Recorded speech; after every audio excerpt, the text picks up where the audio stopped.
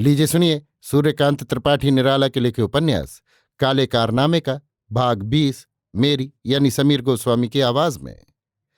कई रोज बीत गए। गांव में तहलका मचा हुआ था। लोग कानों में बतला रहे थे। मिश्र जी के यहां आने जाने वाले लोगों की हिम्मत पस्त थी। सारा वायुमंडल दहशत खाए हुए था। किसी को कुछ मालूम न था कि क्या होने वाला है। सब अपना अपना अंदाजा लड़ा रहे थे। कोई कह रहा था बगावत की जगह जमींदार और थानेदार से कुछ कह देने के सबब मिश्र जी को सजा होने वाली है। उनके दरवाजे कहा जाता है कि बदमाशों की बैठक लगती है, जो रैयत को जमींदार के खिलाफ भड़काते हैं। बाग पनघट घर गली कूचा खेत खलिहान सब जगह ऐसी ही बातों का तूमार बंध रहा था। रात पार हो चुकी थी। सूरज की किरणें नहीं फूटी थीं।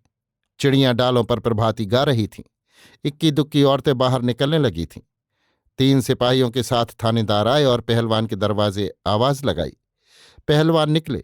सिपाहियों ने बांध लिया और उनका चालान कर दिया। गांव भर में सनसनी फैल गई। घर में रोना पीटना पड़ गया। सिपाही पहलवान को लेकर चल दिए। कुछ दूर तक जमींदार भी साथ गए, फिर लौट आए। बड़ी हमदर्दी से पहलवान से कहा, हम कहते थे पहलवान, सरकार की आंख गड़ी है। अभी 2 का खर्च है, फिर 4 का होगा। इस पर भी बचाव न होगा।